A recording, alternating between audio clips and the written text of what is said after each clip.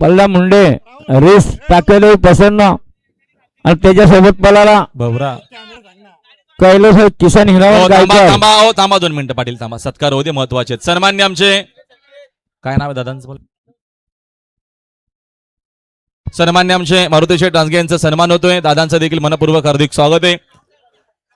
आपली प्रमुख उपस्थिती या व्यासपीठावर आपण उपस्थित राहिलात त्याबद्दल आपलं पुन्हा एकदा मनपूर्वक हार्दिक स्वागत.